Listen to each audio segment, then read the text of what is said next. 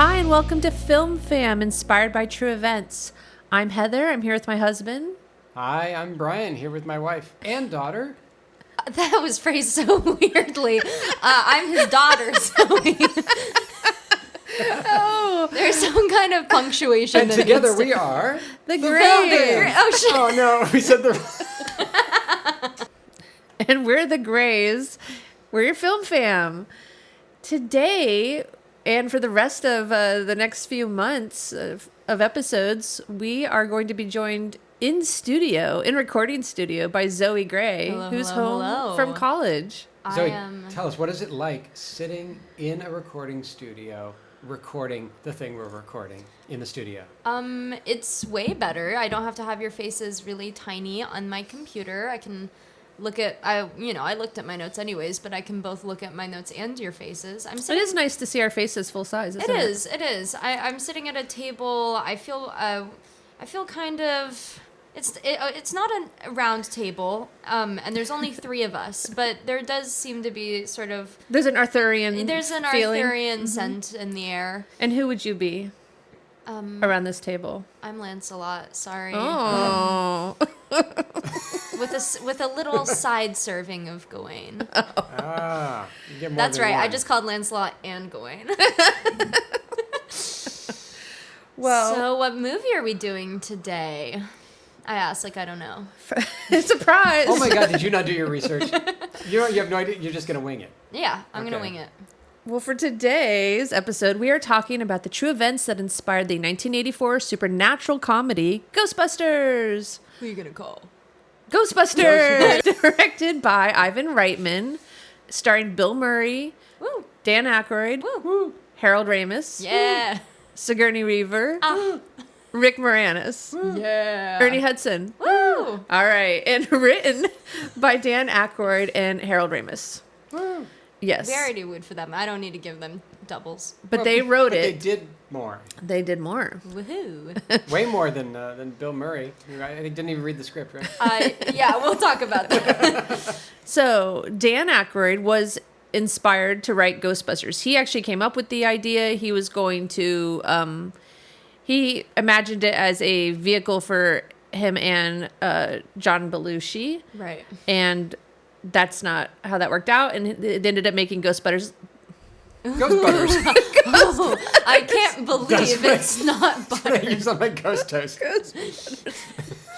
Or okay. Ghost Bitters, what I put in my drink. Do we make T-shirts for this? We Ghost can make it Butters. Ghost Butter. Yeah. Ghost Butters. Comment, T-shirt. like, and subscribe if you want a Ghost Butters t-shirt.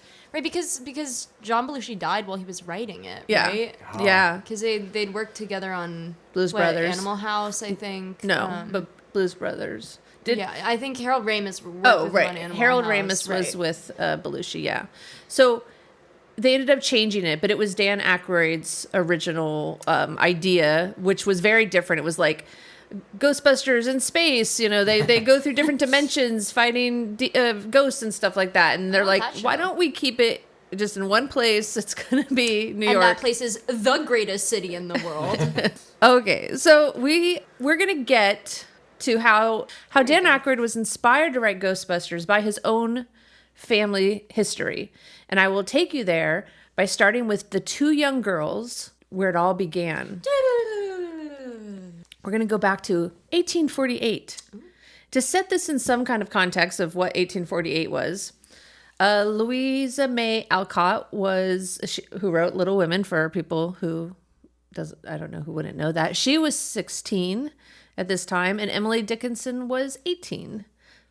And Maggie Fox was 14, and her younger sister, Kate Fox, was 11. These guys didn't write anything. They're just the thing that you're going to talk about. The Fox sisters. Okay, the Fox sisters. That's such a cool last name. It is a good last name. So Maggie and her younger sister, again, 14 and 11, they're living with their parents, Mr. and Mrs. Fox, in a farmhouse in Hydesville, New York. And it would seem that Maggie and Kate are haunted by spirits. Every night they hear raps on the walls, Foley. the door frames of the farmhouse coming from cabinets, their bedposts are rapping. And as the nights went on, the rapping noises were getting louder and more like frenetic. Like the parents were freaking out. And then they found out that the rapping sound was coming from something intelligent because it could actually answer questions that the family put to it. I have a question of my own. Had plumbing been invented yet? I don't know plumbing history. It's 1848. 1840. I don't know either. But sometimes pipes can bang. That's true. Oh, Maybe yeah, it's pipes especially that in New York and that City. answer these questions. So they named the Maggie and Kate called it Mr. Splitfoot. Oh no! Why? Why? First of all, if it's just some banging noise, how the fuck you know what its foot look like? Because demons, the devil, goat, split hooves, that kind of stuff. So they had like a functional understanding of devil iconography and like rolled with it. Yeah. Well, I Yes. think Their most naming religious such. people learned about the devil approximately every Sunday. So the Fox family, they invited a neighbor over to witness what was happening. And Maggie and Kate, they told the spirit, Mr. Splitfoot, to count to 5. And they hear 5 raps. Then they say, oh, no, I could do more. Count to 15, 15 raps. Then they wanted to say, like, look, it even knows things all on its own. They asked the spirit, what's the age of this neighbor who just came over? 35 raps. Which Did they know the age of the neighbor? I don't know, but that's what happened. 35 raps. That's a lot of raps to sit through, in my opinion. Yeah, you just that sitting takes there like a long time. 28. I know. 30. How old are you? 31. Maybe it was faster than that. And then they ask, if you're an injured spirit, rap 3 times. And they get 3 raps. That's probably the end of the Foley. So the mom freaks out and she just moves her family out of the house. And she sends Maggie and Kate to go live with their older married sister, whose name was Leah Fox Fish. Oh my god. Her name was just Foxfish. Yes, she was a fox and she Amazing. married a fish. That's some now she's Game Fox of Fish. Thrones shit. Yeah. And Leah, she lived up in Rochester, New York, and near the Finger Lakes is the area.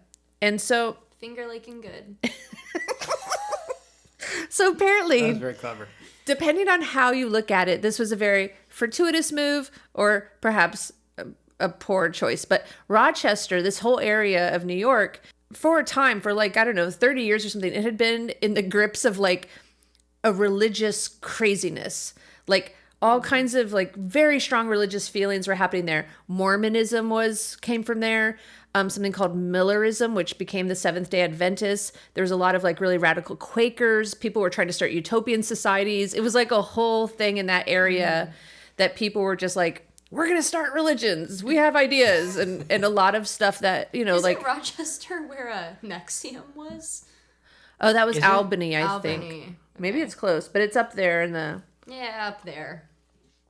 So, and like I said, there are also a lot of Quakers who were involved in women's right to vote and abolishing slavery. Also some good stuff too. Yeah, like Seneca Falls Right. was, like, I think the year before this happened. So there's a lot of stuff going on up in that area. So Maggie and Kate and their older sister, Leah, who was like in her 30s, they tell their neighbors about, oh my God, we just had to flee the house. There was a rapping spirit. Rapping, like the sound of knocking, not rapping. Sister's like 30 and they were like 15. Yeah, and there were other siblings. Oh wow! Imagine continuing to have kids for like 15 plus years. Yeah, it's a lot. It's a lot. So the story about the girls spreads, and some folks start to theorize, like, oh, maybe the spirit was wasn't there a peddler that went through your area, and like then it mysteriously disappeared. Maybe it's the ghost of a peddler, and it was killed by the people who used to live in your house, and the people who used to live at the house were like, hey now, what? We didn't do anything. So then they go, like the neighbors, they go back to the farmhouse, and they're like, let's find bones. And they start digging in the cellar. Like they're like really I do like finding bones. into it. And they do find some bones, and they may have, or what could be bone fragments. Could be human, could be not. They find some I feel like things. they should know if it's a bone or a bone fragment. I mean, what I'm saying is they find some bone fragments that could have been human Maybe. or not. They don't know. They'd find some stuff. So back in Rochester, community leaders, Isaac and Amy Post, they asked the girls if they would try to talk to the spirit of their dead daughter. And this time, the older sister, Leah, she shows that she is actually a medium as well. Oh. And she is able to manifest the rapping sound And the posts were really amazed and like really moved that they were able to communicate with their deceased daughter. And then they rented the posts, the largest hall in Rochester, and 400 people came. And the girls acted as mediums for various spirits that they called forth for this really large crowd. And part of the event was that the girls had to go to a private chamber and disrobe and be examined by a committee of skeptics to see if they could find anything that the girls were holding or using to like create these sounds. What are their parents doing? They're just like, yeah, go ahead, do this shit. Yeah, and the girls are 14 and 11. Yeah. Go disrobe in a room with some Skeptics. weird parapsychologists. So the story that the girls could speak to spirits, it spread really far, and Leah started charging visitors $1 each to attend seances performed by the girls. Ooh, I go to a seance for $1. At one point, maybe the spirits got tired of being on display all the time because they spelled out, "We will now bid you farewell." And then they departed and they stopped. And then they returned after like 2 weeks. Those girls were like, we need a day on the beach. And I'm imagining like a Ouija board and it goes spelling out just something that's way longer than it has to be just to mess with you. It's like, I have heard the question you asked. In response to said question, I refer back to what was said yesterday. And you're writing down all the letters. And it's letter by letter. And then at the end, they never answer because they're just messing with you. And you don't even have a Ouija board, so it's also just a series of raps. okay, 1 rap for A, 2 raps for B. Okay, 26. It just spells gone fishing.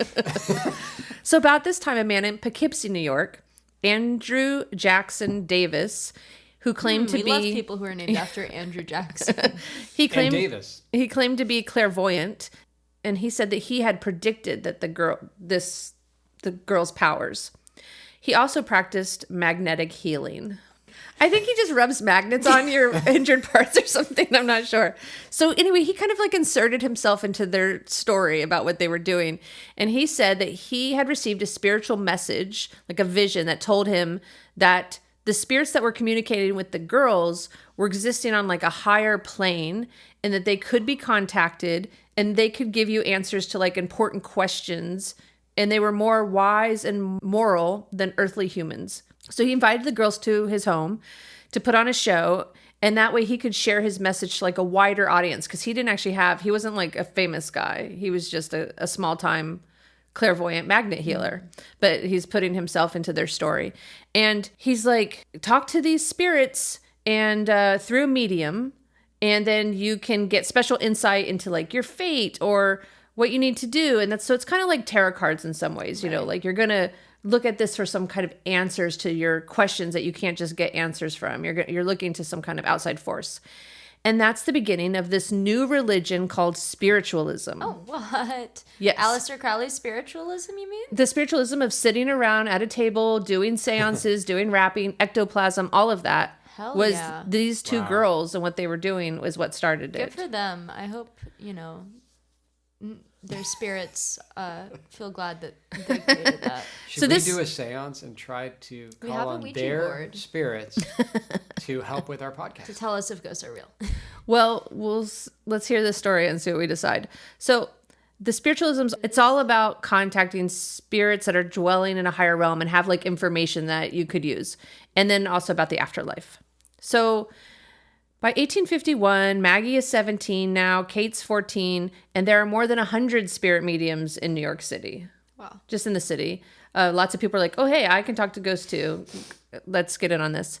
And Kate and Maggie are traveling around the U.S. doing shows, showing their rapping spirits to the larger audiences. And Leah stays in New York and does seances there. Then next year, 4 years after it started, so 4 years since Mr. Splitfoot and all that, Maggie's 17, almost 18, Kate's 15, and Maggie meets Elisha Kane Kent, a famous explorer and son of a wealthy, influential Philadelphia family. And they start a long distance relationship because she's touring and he's an explorer. He's actually an Arctic explorer, but he explores other places, but that's what they call him. And they were in love, but he thought that they were frauds and being used by their older sister, Leah, just to make money. And he wanted Maggie to quit and marry him.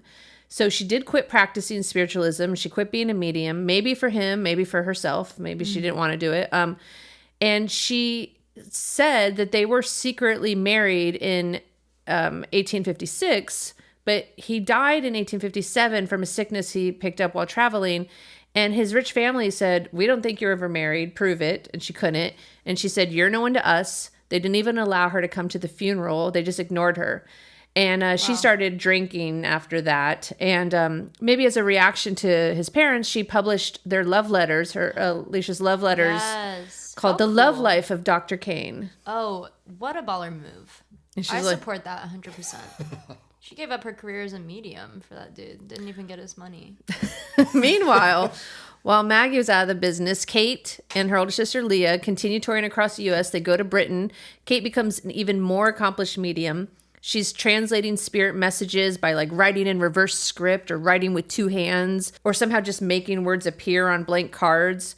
And Leah is helping manage her and getting her invited to all the best places. And in London society at the time, it became very popular for the elite, for the aristocracy to host seances, which I have seen in a variety of the British mystery shows that I watch of different time periods of people hosting seances. And then usually someone's murdered and they have to figure out what happened. So the Civil War happens, 1861, 1865, and that brings a lot more people into spiritualism because they want to be able to talk to family members who passed away or who were killed during the war. By the 1880s, there are around 8 million spiritualists, people identifying as spiritualists in the US and in Europe. And at this point, Lil Kate, she's in her early 40s, and crowds that come to see her really expect big things at every show. She's under a lot of pressure. She's been doing this since she was 11. And she starts drinking. I mean, she was actually started drinking kind of early, but she's drinking more and more and developing like a problem. Then in 1888, the New York World, which is a newspaper, publishes an interview, a scoop with Maggie. It's 40 years after they first made their claims, and Maggie says she's going to publicly denounce spiritualism on stage at the New York Academy of Music. And the New York World newspaper is paying her $1,500 for the exclusive. And Leah, the older sister, the one who set it up as a business, who like helped even make it into a religion and make it a thing that was happening all over the US and Europe, she is furious. And so are a lot of other spiritualists who identify with this as their religion. They accuse Maggie of just being greedy, saying she just wants the money because they're paying her to do this, and also that the spirits just don't want to talk to her anymore because she turned her back on them a while back, and so they're not friendly to her anymore. But Kate was actually in the audience and kind of giving Maggie her support and being like, yeah, I'm here for you with this.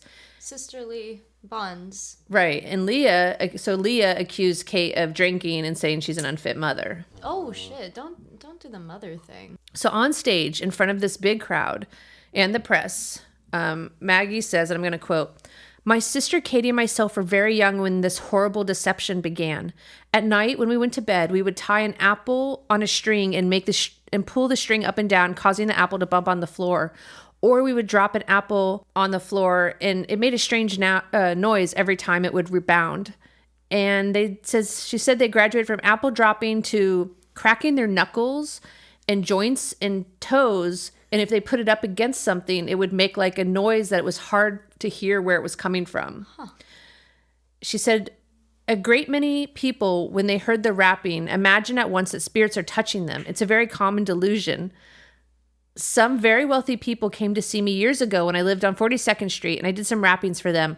I made the spirit rap on the chair, and one of the ladies cried out, 'I felt the spirit tapping me on the shoulder.' It was pure imagination." Then she removes her shoe and put her foot up on the stool, and then they could hear it, the sound of tapping. And she was just moving her big toe like sharply against the stool, and it made a sound. And for some reason, when it's touching something, it would like reverberate in a way that you couldn't tell exactly where it was coming from. Right. Well, of course they're gonna hate her for this because like magician's code, like don't reveal. I mean, I bet there are people who really believed in it, but then also people who did the same thing and made money off it. Right. So Maggie said that her older sister Leah knew that their rapping was fake from the beginning, and she exploited the girls for money. And then Maggie thanked God that she was able to expose spiritualism, and she leaves. So the press declared Maggie's performance a, quote, death blow to spiritualism because they're really good at wordplay. That's one of the good things. Yeah, that was really clever. But the spiritualist movement, well, they weren't moved.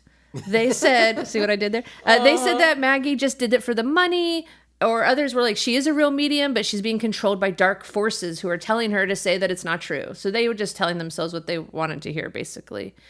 But then, in a turn of events, a year later, Maggie recanted the confession that the origin story of spiritualism was totally faked, and she said the spirits told her to say it. Oh, girl, you can't have it both ways. And she Or can. can you? Oh, she can, because then under a pseudonym, she's going into clubs and revealing the tricks of how to do it and showing how they could write messages with their feet and stuff and like just showing different things. I mean, is it not just completely logical?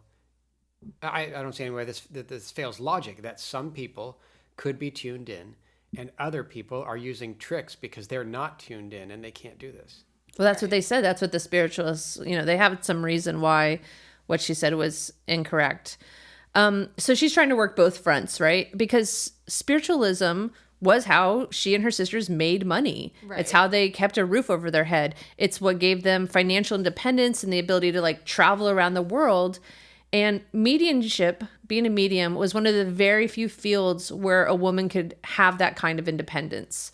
And so in some ways, it was good for women because like vaudeville didn't exist yet. The idea that a woman could just travel around and do what she wanted. And like, it was just very rare that could happen. And now I'm thinking about in Jaws, when they say you need a bigger boat, it's because they only have a medium ship. Okay. I'm cutting that out. So This is what happens when you're not the editor of your own podcast. So there's a quote I like about spiritualism from an article in the Paris Review that I'm going to read that kind of explained to me some about why people got so into this that it became a religion at the time. In the 1840s and 50s, advances in science and technology seemed to be eradicating the America of Washington, Jefferson, and Jackson, in which many of the older generation had grown up. The railroads and the telegraph had opened up the country. Mass production, mass immigration were transforming the characters of its cities, and Darwin's theories were questioning the most basic assumptions about life and death. As science challenged all the old sureties, spiritualism offered a way of clinging to the past. Right. Far from rejecting science and rational thinking, spiritualists believed that they were on the cutting edge, using scientific method to prove the existence of God and the afterlife. Many ordinary Americans struggled to see that there was anything more outlandish in spiritualism than in any other scientific marvel that were transforming their world. The very sound of rapping echoed the sound of new telegraph machines that, seemingly by magic, allowed people in New York to instantaneously communicate with people in Boston, Los Angeles, or even on the other side of the Atlantic Ocean.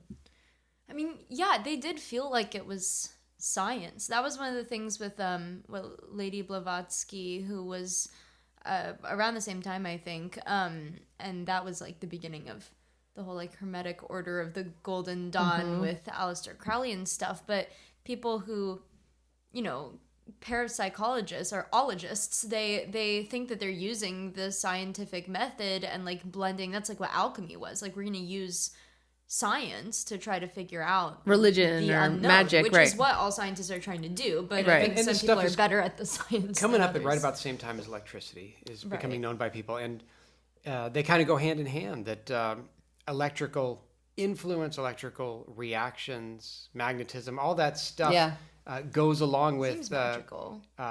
testing a house out for, are there spirits? It's like, the light's flickering. Are there electromagnetic waves or Yeah, I fluctuations? actually have some things that tie into that. So, which I'm about to get to. Maggie, though, she never reconciled with Leah, her older sister, and Leah died in 1890. Kate died from the results of drinking 2 years later in 1892, and Maggie died in 1893. Also in 1893, the spiritualists formed the National Spiritualist Association. So it became like a organized religion the same year she died. The NSA. Believers and members of spiritualist organizations included Sir Arthur Conan Doyle, the author of Sherlock Holmes, and Charles Dickens, who together started the Ghost Club in London. Yep. Yep. Thomas Edison, this is what I'm getting around to your electricity, who wanted to develop a spirit phone to call the dead. Oh, God, I wish I had yeah. Mary Todd Lincoln, who organized seances in the White House. Wow. And many Quaker who were women. Was... Yes, he was a little later. Right. Like he joined the Ghost Club, but a little later than this. Right. But yeah, Yeats. And many Quakers who were part of, again, women's right to vote and abolition of slavery. And that's how spiritualism became associated with those good causes, because a lot of early spiritualists were radical Quakers. Wow. So another person who was a spiritualist was Samuel Ackroyd. Yes. Dan Aykroyd's great-grandfather. This ties in. Wait. The whole Sometimes point. I'm Is just there a listening movie to a involved in nice this? story.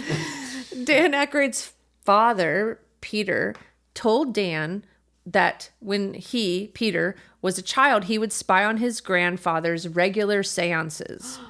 For a while, the Aykroyd household even had a live-in medium named Walter Ashurst, who would hold weekly seances for the Aykroyd family and other visitors. Fuck acting. That's my job now. I want to be a live-in Medium. What, you get to live in rich people's houses and you just have to do seances? Yeah, like once a week. That sounds so fun. Babe, you're a good actress. You could do it.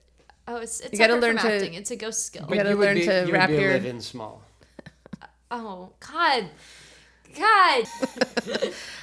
So Samuel, the great-grandfather, was a dentist by trade, and he kept notes of all the seances.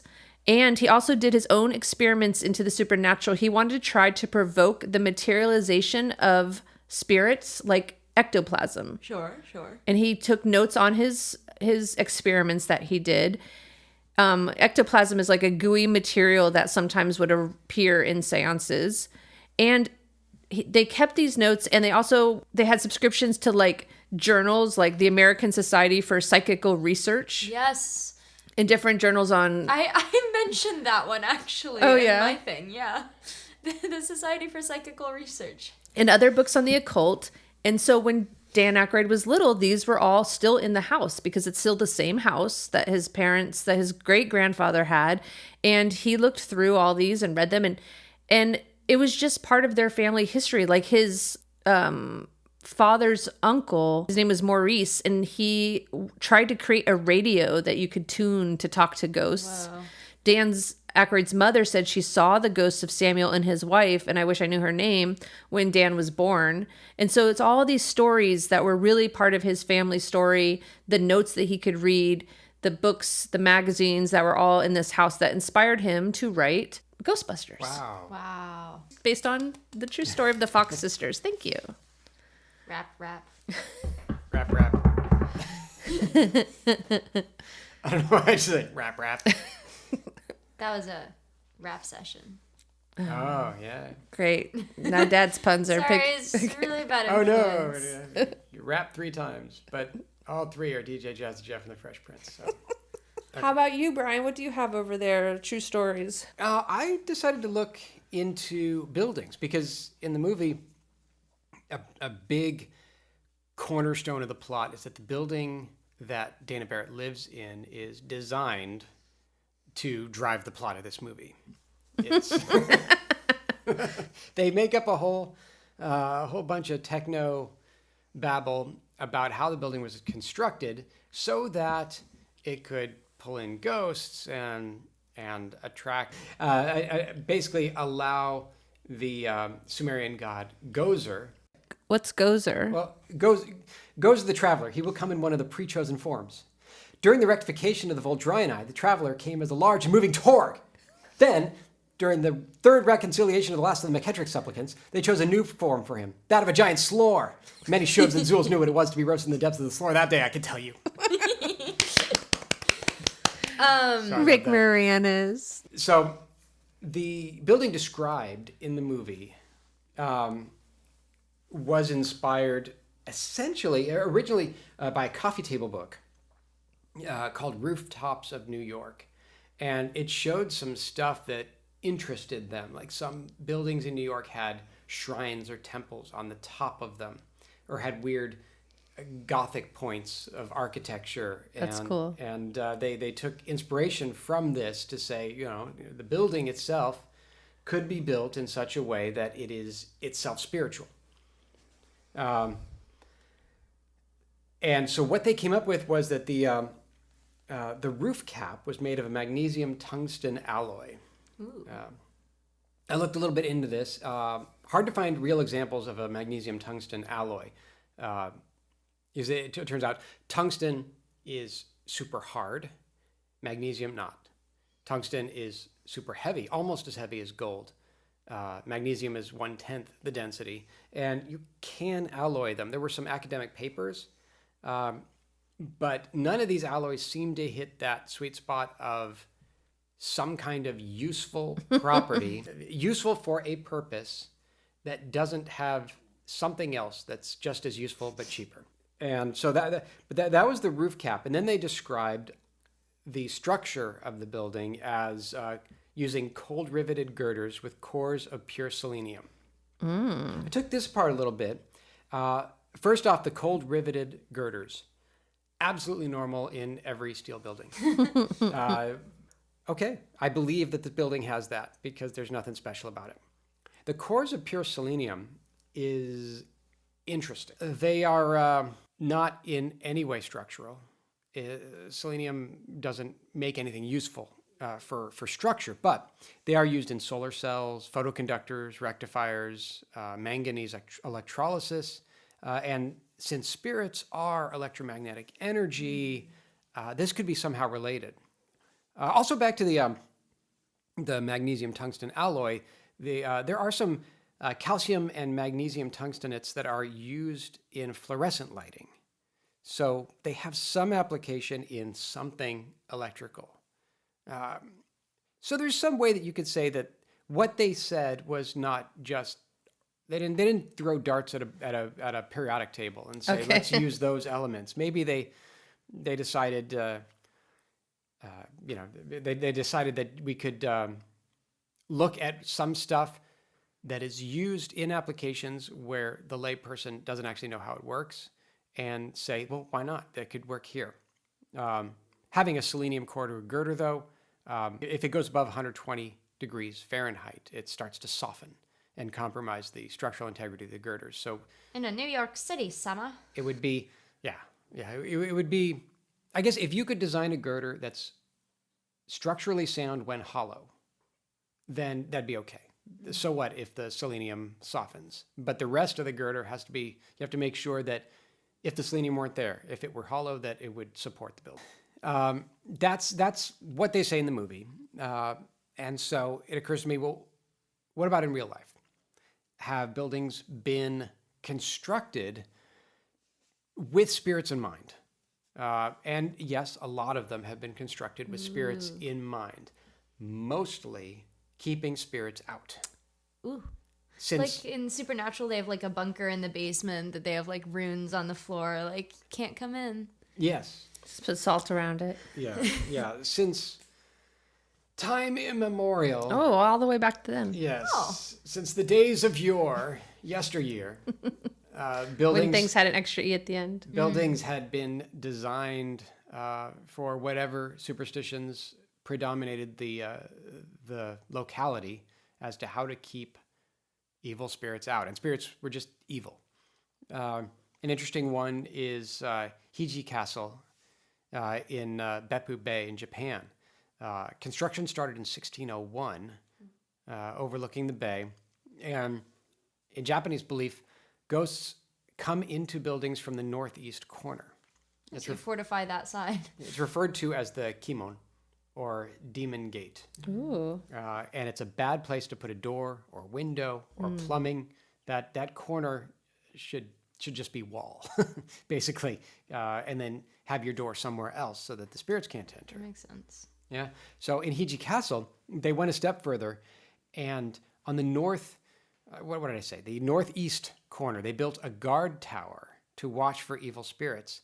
And then the guard tower itself has its northeast corner cut off, and it's diagonal Oh, cool. on the northeast corner for extra protection. So the guard tower doesn't have a Right. corner, and it protects the northeast corner I like of that. the Because the main person castle. who's there is in the most danger. So, Whoever's in the guard tower? right, because they're the one that the spirits are going to get to first. So it makes sense to fortify it. Yeah. Yeah, so that was interesting. But I was able to find one interesting one built in part to attract spirits. Yes. It's the George Stickney Mansion in Bull Valley, Illinois. And it kind of lines up with Heather, with your story about when this stuff all started coming about, because it was built by George and Sylvia Stickney in 1865, Okay, yeah. right after the Civil War. Right. So and, spiritualism was happening. Yeah, yeah. It's pretty remote. It's safe from nosy neighbors in a sparsely populated area. And the Stickneys were free to practice their fervent belief in spiritualism. They were both mediums, and they would host seances. They thought the spirit world could speak to and through them, and the house was designed to allow the otherworldly visitors to move freely. So the belief is that spirits can get stuck in corners. And the house was designed with no 90-degree angles. Oh, wow. That's amazing. And looking at That'd it, be crazy to live in. looking at it, no angles at all. It's every corner was rounded. Oh. None of the architecture met at a sharp angle.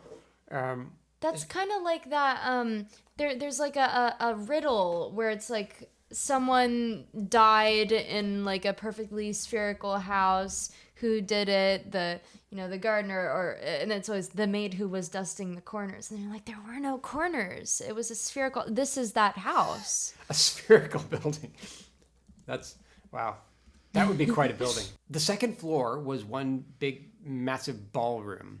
That's where they did the seances, on the second floor, for the couple and their friends to commune with the dead. Among the many denizens of the spirit world who supposedly spoke to the Stickneys were their own dead children, which was part of the impetus to build the building. Okay.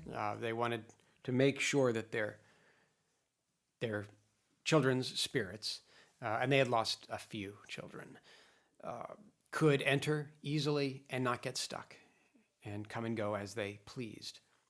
George Stickney himself passed into the legend of the house, allegedly found dead in a corner of the home that was accidentally built at a forbidden 90 degrees. Oh, no. Really?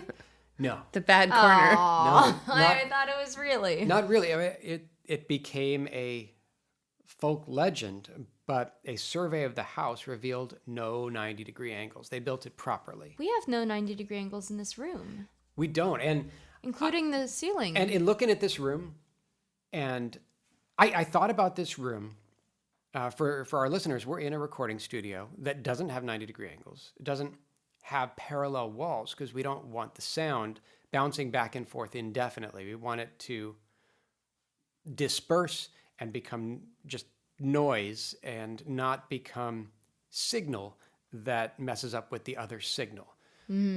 So that's also applicable to ghosts. But I think we did this better because they kind of cheated in rounding.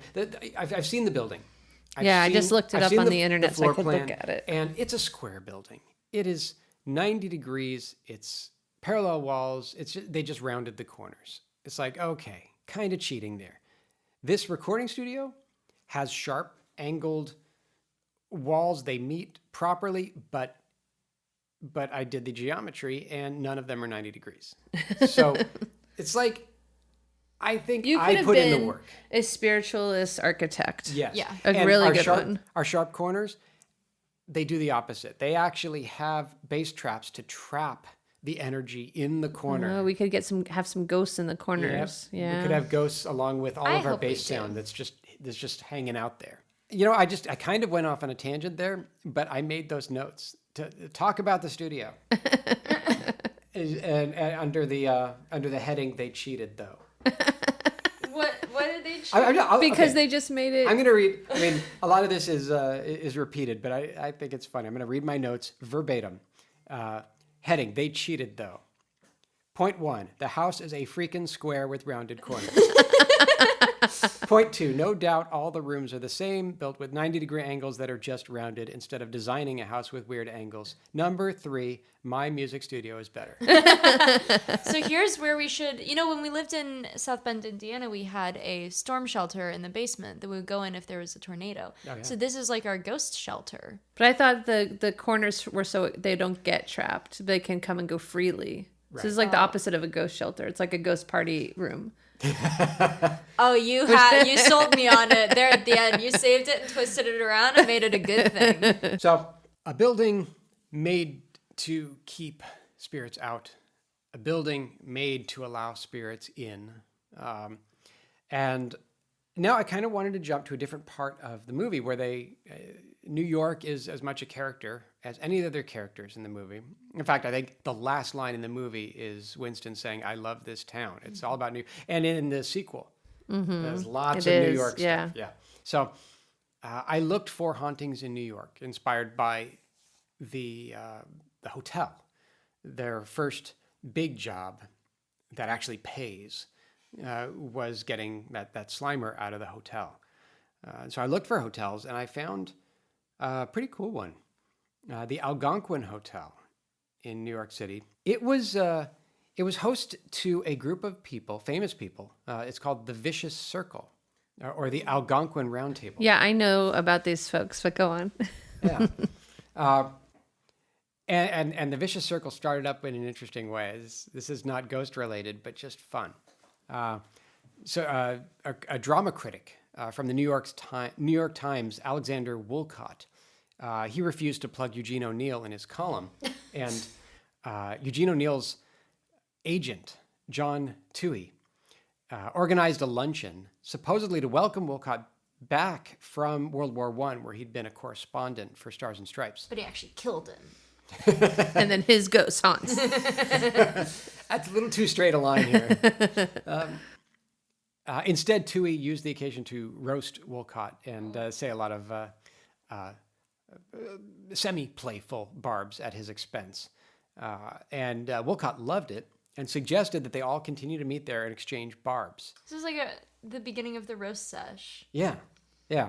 And charter members included Woolcott and Toohey, but also Dorothy Parker, George S. Kaufman, Robert Benchley. And it caught on. Is that the dude who wrote Jaws? No, that's Peter. Wrong time period. Later members included Tallulah Bankhead, Noel Coward, Blythe Daly, Harpo Marx. I knew one of those people. I wouldn't have minded exchanging Noel words Coward with is the one who Harpo wrote Blithe Spirit, which is what I was thinking about earlier, because that is a spiritualist thing. Yeah, Oh, it there you is. go. Yeah. And they Full vicious circle. they played cribbage and poker, cracked wise, exchanged witticisms, and they liked their practical jokes. It sounds like a fun group. They commissioned a portrait of Woolcott for the room, but they made many copies of this portrait, each more askew than the last, and they kept swapping it out. Oh my god! And every once in a while they'd say, "Is there something wrong with your portrait?" And eventually, it's really askew. That's a thing online right now. That's a prank that people have been doing, where you like go and you take a picture of like you with a friend and you Photoshop one of their eyes to like be kind of like wonky on their face, and then send them the photo and be like, "Can I post this photo of us?" and see if they're like, "No, I look really weird in that," and be like, "I don't know what you're talking about." That's like the whole thing that's going, and it's literally like an old timey version of that. Yeah, but in this case, it's not photographs. It's They had to paint. They hired a painter to paint it gradually more and more askew. I'm very into that. I'm wondering, like, is it just the whole thing that they just turn a little bit? Or is it like the same background, but Woolcott in the middle? The person is more askew on the same background. What I would like to be my new life goal is to collect all of them, all the paintings, as it gets more and more askew, and we could have it. We just put them up the stairs, as you walk up the stairs. It gets more and more I askew. love that. Sure. If anyone has any leads on where to buy a Woolcott original weird painting, Yes. Woolcott original. we're in the market. So, as far as the hotel is concerned, this group seems to be haunting it. Various people from the group. Over the years, both employees and guests have reported hearing disembodied footsteps in empty hallways and spotting ghostly apparitions around the building, especially in the lobby and dining room, which are adjacent to the room that this group met in. They used to meet in the dining room, and then they got big enough they had to be moved to their own room because they were taking up too many tables. One woman allegedly heard "I'm in the Mood for Love" while she was in the elevator, sung by Vicious Circle songstress Dorothy Fields. Another guest had the fortune of having 2 ghost run-ins. In one instance, he was awakened by a tapping sound from the bathroom.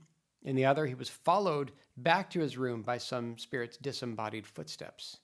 Wait, so what you're saying is these people just had like a club meeting and people didn't know they were there and thought they were ghosts? No. No, the people in Now. the club were being haunted. No, this goes on now. People now are being haunted by oh my god, now? Yeah, people now, or since Oh, after go that, there are being then. haunted by Dorothy Parker, that's Tallulah awesome. Bankhead, Noel Because- Coward. Because maybe this was a lot of fun for them.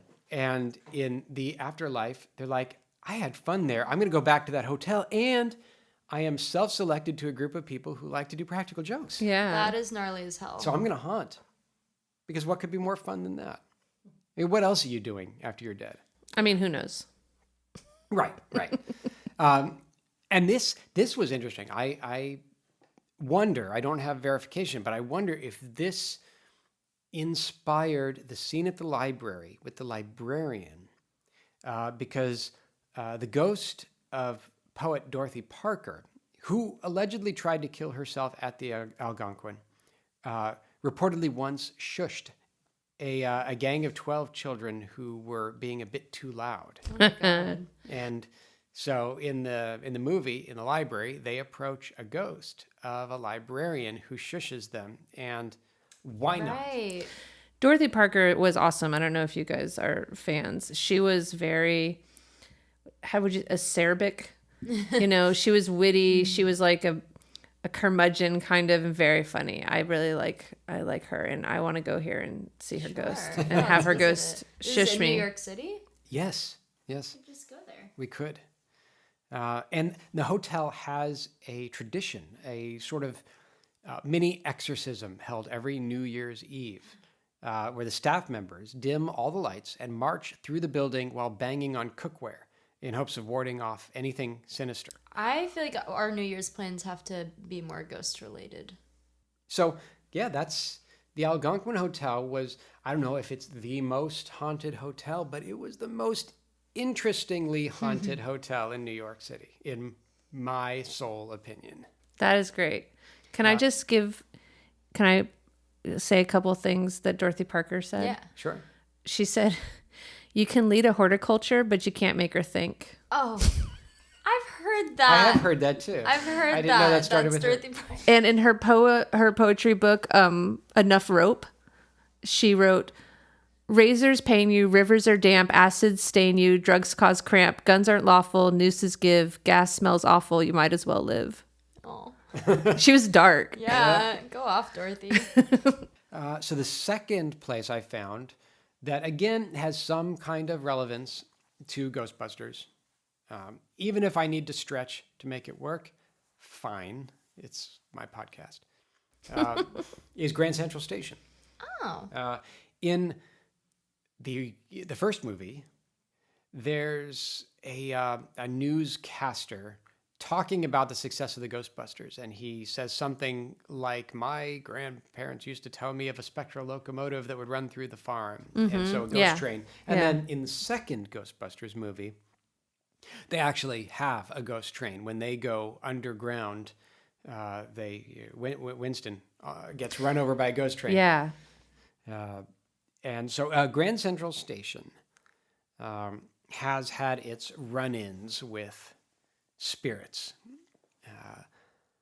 A police officer convinced a ghost who was hanging out in Grand Central to migrate south to Florida for the winter to escape the winter chill. Until then, platforms for the platform for tracks 112 and 114 had been haunted. And that ghost has not been back since convinced to migrate south. If you go around tracks 112 and 113 to the elevator, you might hear President FDR's dog Fala barking. People have heard this because he had his own private underground route. There's a tunnel entrance that opened opposite the Waldorf Astoria, and guests with private railroad cars could go directly to the hotel from their private railroad beneath the hotel. And it also served as private railroad siding for the rich, but that had passed. They could park their automobiles and take an elevator up. This also served FDR, who could travel safely and securely from the White House to the Waldorf Astoria. But people going down in that area now hear footsteps and breathing sounds attributed to wealthy people who had passed and are now frequenting that area. The one thing I want to go down there. that you can't do anymore is take the FDR elevator, which has been welded shut. Ooh. I think that would be a nice tourist attraction. Yeah, but, the FDR elevator. But they don't want people messing with that. Over a century ago, one night a frightened gray-haired man wearing a black hat came up to the station agent on duty at Grand Central Terminal and said, "The midnight train to hell is coming for me. Oh, I have committed too many crimes against man and sins against heaven." And Dude, that is incredible. That's the coolest thing I've heard all day. I'm going to write a short story that's just about that guy. the station agent reassured him No, that the train to hell no, doesn't stop here. there's no train to hell. We have we have an 1158 from Croton on the Hudson and a 1202 from New Haven, but no connection with any infernal agents or railroad. Stops down below. But then suddenly a steam whistle blew, and the station agent heard it. A smoking steam locomotive could be observed, even though the tracks are electric. There's never been a steam locomotive down there. dude, the devil train is coming for him. You know, we just watched Ghost World. It's kind of end of Ghost World. Yeah. And then after the steam whistle goes, the old gray-haired man disappeared. Just the black hat remained on the floor of Grand Central Terminal. Yes. I love these ghost stories. Yep. And then something that you could visit now is called the Campbell Apartment. This is, I don't even know why this exists. It's kind of cool. In Grand Central Station, there is there's an extra room Yeah. that it was the office and salon of a big money man in New York, John Campbell. After he died, they repurposed it into a police utility closet, and it was a jail for a period of time. And now it has been turned into a luxury cocktail den that you can go to. Is it haunted? Well, owner and operator Mark Grosick says, and I quote, "Yes." He continues on, "And I'm not bullshitting you here." So great quotes from this guy. New Yorkers are just the best. Employees have had instances where they felt someone pushing them from behind when they were walking across the floor and there was no one there. Gusts of cold air come out of nowhere. They reported seeing apparitions of an old, fashionably dressed couple sitting and having a cocktail on the balcony when the place was completely closed. And nothing bad has really happened yet. If there are ghosts in the Campbell apartment, they are very fashionable and friendly ghosts, and they've had no instances of glasses being thrown on the floor or anything like that. Keep in mind, this is Mark Grosick, owner and operator, saying these things, saying that there's nothing dangerous, it's only amusing, and you should come check it out, and please patronize my place. But the other stuff that doesn't seem so markety is from employees. Okay. No complaints from customers, but the place is very busy, and customers wouldn't know the difference. If they felt a gust of wind, they might think it's poorly insulated or the AC is making that wind, but the they don't work employees, there all the time. the employees know what it should feel like, and they're feeling these things. Wow. Whoa. So finally, 7 signs your building may be haunted. Yes, let's cut them off for our house. Okay. Okay. Cold spots and sudden changes in temperature. Yes. Yeah. Definitely we have by the that. window in the cozy room. That's true. My Right by That's that a cold window. spot. My room is way hotter than Your room the is a rest of hot spot, and underneath is a cold spot. Your room sucks up all the heat. Yeah. Spikes in electromagnetic field readings. Yeah, our Wi-Fi's been real in and out, you know? Is that what that means? Number 3? Lights flickering on and off. We do have that. In the hallway, in the it does just in the turn on and entryway, off. the light Oh, just turns, yeah. and the hall upstairs light in the hallway Wait, it turns fully off does and just on. turn off It and does. on its own. Oh It my does. God. Yeah. And doors slamming shut. The door to Zoe's bathroom slowly shuts. Yeah. It selectively closes in any cat that gets in there. Yeah, anytime Yeah, our cats a do pet really goes in there, slam they get doors. shut in. They shut it on themselves. Unexplained smells. Yeah. Yeah. Did we have one? there is unexplained smells. Didn't we have an unexplained smell? We did. At one time describe there it. was a What was weird it? washcloth that just showed up. Oh my god, yes, that belonged to none of us and was just in our house. Like, what the fuck is this? Yeah. Is that one there- of them? Washcloth apparition? Let me look ahead. We'll get to it. No, they get a little more serious. The last 2 are seeing unexplained shadows and apparitions. Well, get I creeped think out. Mackers sees something because she gets all excited. does. Goes, "Rah, rah, rah, rah, rah, rah," and there's never anything And there. she's more Sometimes our tuned cats in. will their backs will ruffle and they'll jump Yeah. up. So even maybe though the there's animals nothing there. can see it. And finally, hearing voices or someone calling your name. I actually do think I hear shouting out my window sometimes. You know how sometimes you just hear like shouting and like screaming from down the block or somewhere out the window? Or over at the water That tower. creeps me out when it's nighttime and it's just like screaming. I hear sounds. It goes like this. No, my sounds are the tennis courts that are down the street. I hear sounds that go, Brian, we will kill you. Oh yeah, that's also the tennis court. I guess I'll do my thing first then. Well, okay, actually, here's something funny. You're third. I'm sorry. It's too late to go first. I have this whole story that I prepared, and don't worry, listeners, I have my weird, useless trivia as per usual. But there's we not love as much. this trivia, and it's very useful. And we Yes. apply it in our everyday life. There's Especially not per as usual. much for this movie because most of it is just this movie was ad libbed. Here's a line that was ad libbed. Here's a line that was ad libbed. It's just a lot of SNL people that were very, very good at improv. Apparently, like basically no scene was exactly as it was written. Bill Murray improved most of his lines, which good for him because they're very funny. Yeah. But I have a story that I did not prep that I just remembered hearing Dad talk about that I was told last week by my friend Olivia, who was on our podcast, and our friend Yanai.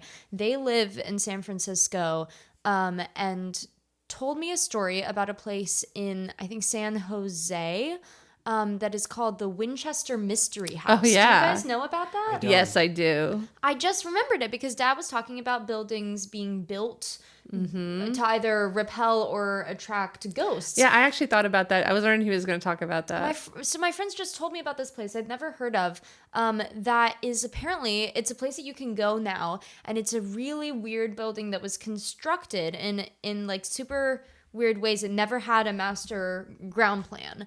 She just kept building. Oh, I have Sarah, heard of that. Sarah Yes. Winchester built it, or she didn't build it by hand, but it's a She had mansion. it built. And she was the widow of William Winchester, of Winchester Guns, the firearms magnate. And her like infant child died, and a medium told her that she should like go build a place to protect her from the spirits of all of the people killed with Winchester firearms, that they were like gonna get her. And so she went to San Jose, and it has no master building plan. She just kept building weird additions to it. There's quote unquote, I'm on the Wikipedia right now because I just remembered this. Doors and stairs that go nowhere.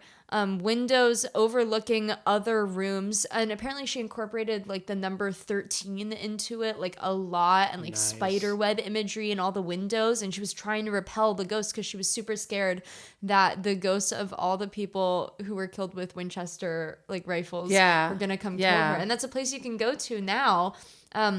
Let's go. I kind of want to go, but it's all the way in San Next Jose. time we're in San Jose. I know. but I just remembered Yeah, that. that's a good story. So that's not They my actually story, made a movie though. about it recently with Ooh. Helen Mirren playing Sarah That's Winchester. what that's about? Mm-hmm. Oh, I thought that movie looks boring, but then the story that I just told is very interesting, so perhaps it's not boring. Probably not. Maybe you just make it interesting. Yeah. The story that I intended to tell, though, had a really good lead-in from Dad's thing, but both of the things had to have lead-in. So That ghost ship has sailed. I'm gonna bring us back in time to groove times, the time of groovy times. Okay. That's not groove, but it's 1977 is what I'm trying to say. It's late summer. It's August of 1977. So Heather's 4. Heather's 4 years old. Mm-hmm. We are in Enfield, London, at 284 Green Street, which is a council house in London. And the people who live there are Peggy Hogsden. Peggy Hogsden, who's a single mother of 4 children. And 2 of these children are the girls Margaret and Janet. And your story really reminded, they are 13 and 11, respectively. Yeah. And mine were Maggie, Margaret, and Kate. Yeah, so Margaret, who's 13, and Janet, who are 11, start saying that they've heard knocking on the walls, and their mom, Peggy, says that she's seen furniture moving with no discernible reason why. And so a police constable comes, and she says that she saw a chair move and didn't know how it moved. So this becomes a sensation. And over 18 months between 1977 and 1979, more than 30 people, including like neighbors around, but also a bunch of journalists and a bunch of psychic researchers or parapsychologists, all come to see what's going on. And they see heavy furniture that's moving on its own. Objects are flying around the room. They see Margaret and Janet levitating, and they hear the knocking. And Janet, the 11-year-old, starts to have different spirits speak through her. One of them is a man with a gruff voice coming out of her body that calls himself Bill Wilkins. There's also other spirits, but that was the one I think that was the most prevalent. 2 of their fish, like little pet fish, die, and Bill Wilkins says he electrocuted them with spirit energy. So Maurice Grosse and Guy Lyon Playfair of, I guess, the British denomination of the Society for Psychical Research come and become like the lead investigators on this case from the, psychic side. And they conclude that it is genuine. There is an actual entity. Maybe the girls are exaggerating a little. Maybe some of it is made up, but there's something there that is like for sure a ghost. And Ed and Lorraine Warren of the Conjuring movies, if you watch those, who were American demonologists, come and they say that this is supernatural. They also conclude the same thing. They said, and I quote, "This Enfield case makes Amityville look like a playhouse." And then there's there's a lot of people here trying to research it. And so at some point there's video cameras set up and they catch Janet doing some tricks. She bends spoons herself. Maurice Grosse, who is one of the first ones, says that she's like banging a broom handle on the ceiling. And so they get caught out a little bit. And Janet and Margaret, the girls, are like, okay, we were pranking the journalists. But Guy Lyon Playfair goes no and makes them retract their confession because he doesn't want to look stupid in front of all the other psychical researchers. Right. So he's like, no, take it back. This is real because we like really they're invested in it being real. Right. But like a bunch of things start to come out. Other psychic investigators are like, see her like doing ventriloquism or vocal tricks to make it sound like a man is speaking through her. their American magician Milbourne Christopher said that the poltergeist was nothing more than the antics of a little girl who wanted to cause trouble and who was very, very clever. And Janet, like, I guess maybe in photographs or something, like, was just saying that she was levitating, but she's clearly jumping on her bed, and she was like a gymnast or something, so she made it look really real. And apparently, Ed Warren is called notorious for exaggerating and even making up incidents in such cases, often transforming a haunting case into one of demonic possession. Like, God, this guy calls hauntings demonic possessions. Can't trust anything he says. So it's pretty, caught out as mostly Janet playing tricks, but Guy Lyon Playfair like really needs it to not. He writes a whole book about how it was real, and even when they're trying to recant, right? And so chronicled in this book is a story of a medium who came to the house with her husband. For anonymity's purpose, just called Annie and George, who had a seance there while they were all trying to research it with the mom, Peggy, and with Janet. And she sat in a chair in the middle of the room, and she and like her husband were doing the seance, and he was the one asking questions, and I guess the spirit was like inhabiting her body. He tells the spirit to leave, and Annie starts to moan, "Gozer, Gozer, help me." And the husband says later, "This Gozer is a nasty piece of work, a sort of a black magic chap." So Dan Aykroyd hears about that, writes the name Gozer into the script. From the famous case. Right, because that was only in 1977, so that wasn't that long before the movie came out. But this was the like direct inspiration for the movie Poltergeist also. That was also a house on Green Street with bent cutlery and moving chairs and all of that. And they made a 1992 BBC mockumentary called Ghost Watch that was totally based on it. And Ghost Watch ended up kind of inspiring the whole genre of found footage movies like Blair Witch Project and stuff like that. And The Conjuring 2 is exactly about this. Yeah. It's about Ed and Lorraine Warren investigating Enfield. But in real life, they only visited the house like 2 or 3 times right near the end of when it was winding down anyways. And they were wrong about it, but it's a very cool story, and it's apparently where the name Gozer came from. Very cool. Not a I real didn't know that. Sumerian god, I guess. At one point, I did some research into, I don't know, ghosts and possessions and wrapping and all this spiritualism. And I read something about why it is psychologically that it often is adolescent girls who because we're more imaginative and cool.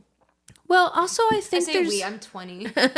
Well, yeah, we are, and I think it was something about it's a way for girls who are especially in the past like so repressed in so many ways, sexually repressed, their power is repressed, and so when they start to hit adolescence, they're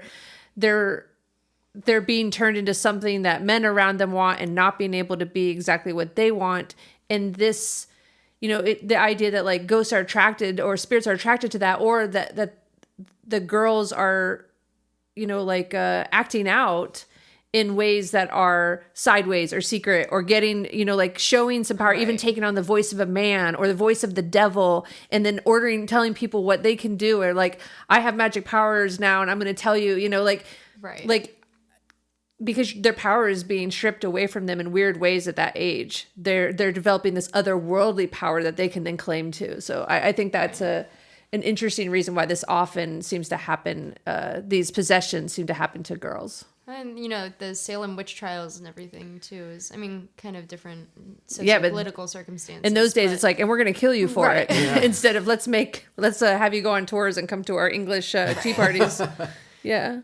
Well, are you ready for some Fun Fast Trivia? I'm rapping for it. As long as it's fun and fast. Okay. Right, so this was written by Dan Aykroyd, and then Harold Ramis signed on to help. And he had worked on National Lampoon's Animal House, which had John Belushi in it. And Venkman was going to be written for John Belushi, but then he passed away during writing. But they based Slimer all like the eating gags off something that John Belushi did in Animal Yeah, House. That's yeah. kind of a tribute to him.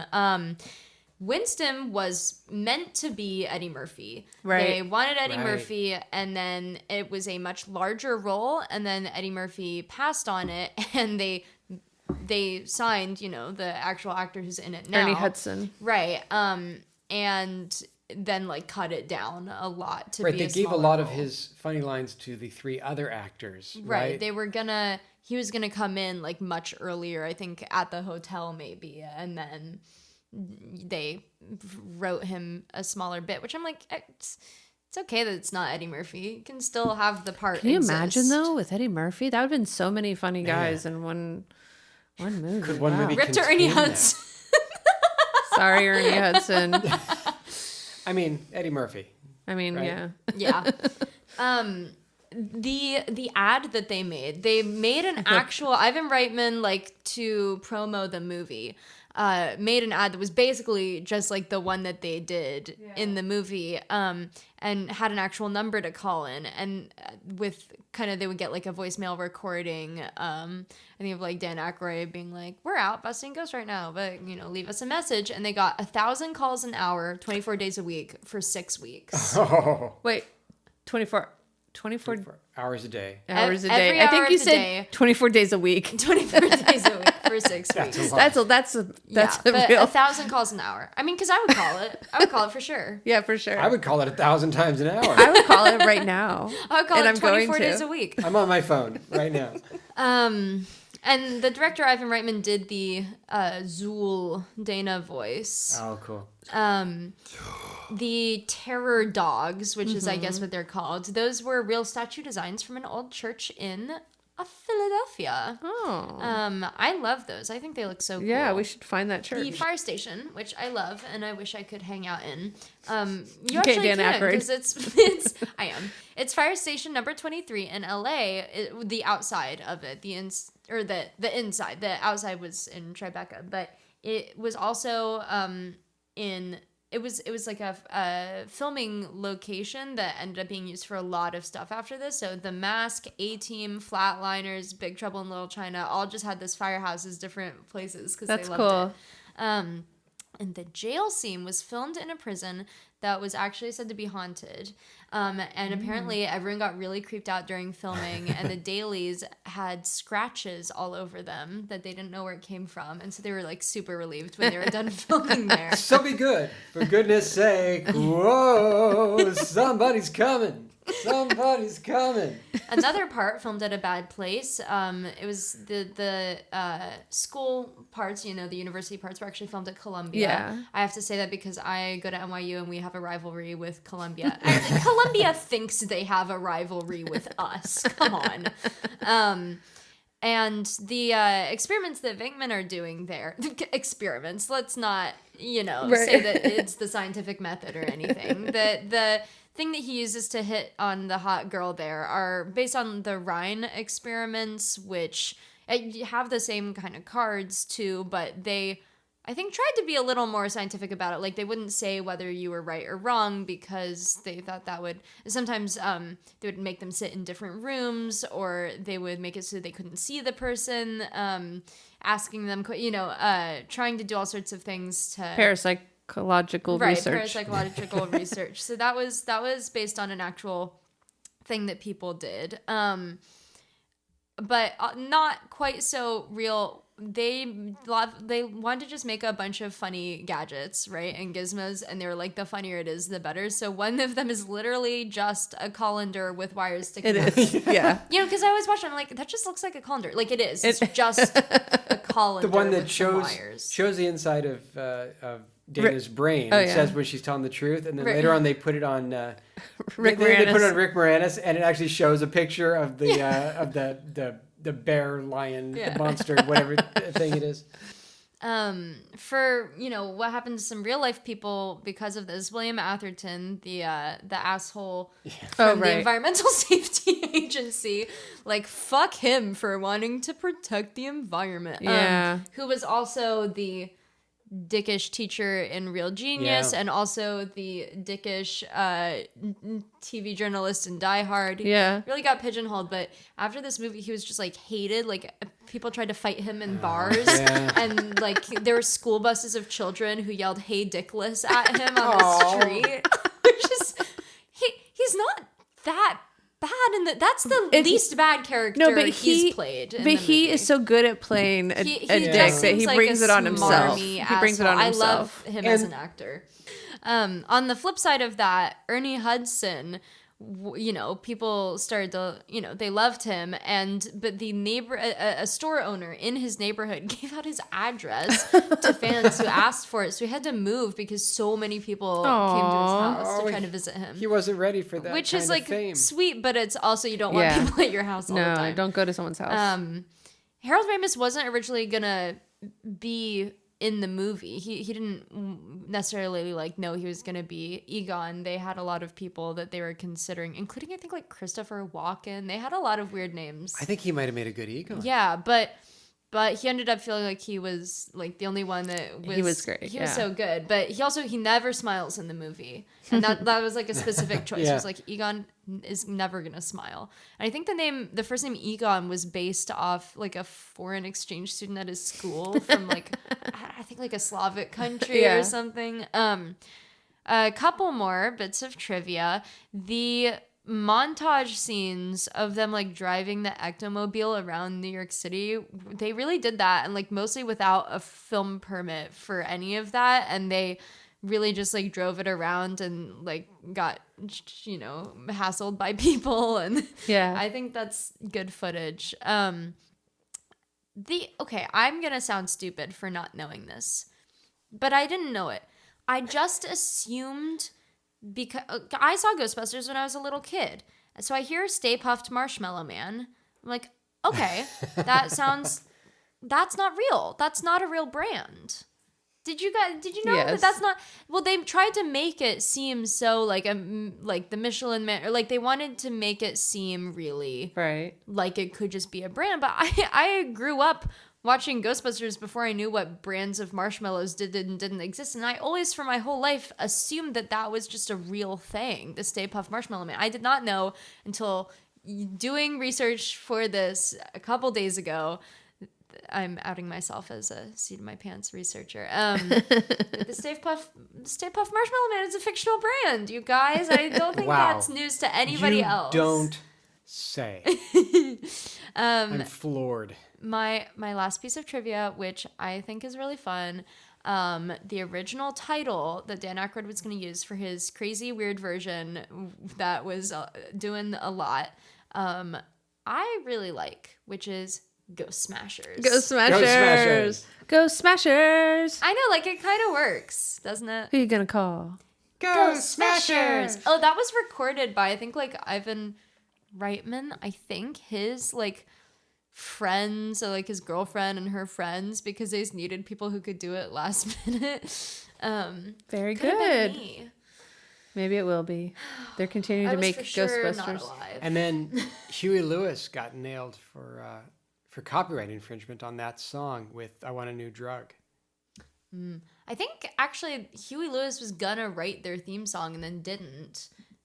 And then they wrote another one that maybe sounded kind of Huey Lewis-esque, and then there was weird copyright issues. So Zoe, are you going to have a ghost song for us this episode? I am. I'm not sure which one yet because I've actually written multiple songs about ghosts. But I'm going to pick one of them and I'm going to play it for you. And it's probably going to be more serious because You take ghosts very I seriously. take ghosts very seriously. Yeah, yeah. Wait, can we do a little poll? Uh-huh. Do you guys believe even a little in ghosts? No. I mean, I'm probably going to save some of my stories for the podcast, but I mean, for the mini-sode. This is the podcast. But Wait. Right This- now, right this is here. the This podcast? is the podcast? I would say I don't believe, but I'm open to other people's stories. I want to believe. I wouldn't No, go so for far sure. so far as to say I want to believe. I- I'm just open to other people's experiences. I don't believe in ghosts, but I really hope that they're real because that I think would make the world a much more fun and cool place. I just have yet to be convinced. I hope it's not real. Send in your cool ghost stories, guys, and try to convince me. Tweet us with ghost stories. Like Film Fam, inspired by true events, subscribe to hear more stories that inspired our favorite films. For photos and links from the show and other shenanigans, follow us on Instagram at FilmFamPodcast, on Twitter at FilmFam_podcast, and on Facebook at FilmFam Inspired by True Events. If you have any questions, comments, corrections, or films whose inspiration you would like us to explore, you can be the first person to email us at filmfampodcast@gmail.com. Not entirely true. Thank you, Brian. Thank you, Zoe. And thank you all for listening. See you next time. Bye. So.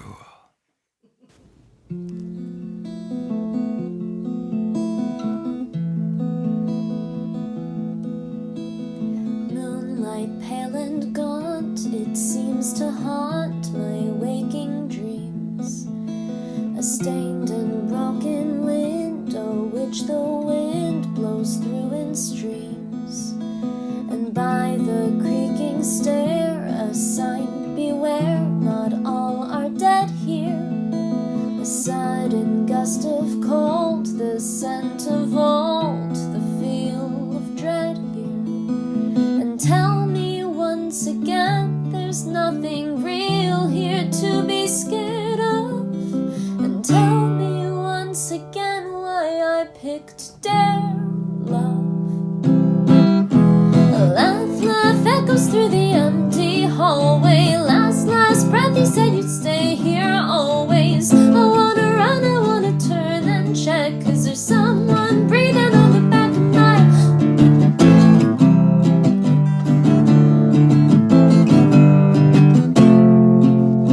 opened music box, elusive talks from somewhere deep. Follow me back home, your catacomb, I'm losing sleep. And by the creaking stair, a sign, beware, I want to stop this. But you say, let's begin, now go on in, what else could top this? And tell me once again, there's nothing real here to be scared of.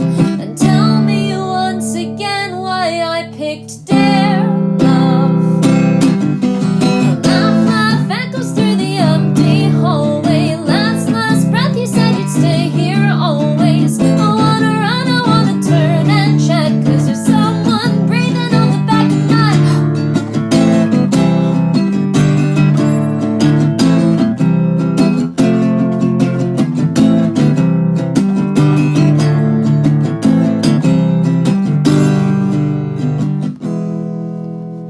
I pick up the phone, I'm all alone, there's no one there. The clock keeps on tick-tocking, someone's rocking in the empty chair. And by the creaking stair, a sign, beware, no one leaves here living. Messed up, I'm obsessed, and I can't rest, and you're so unforgiving. And tell me once again, there's nothing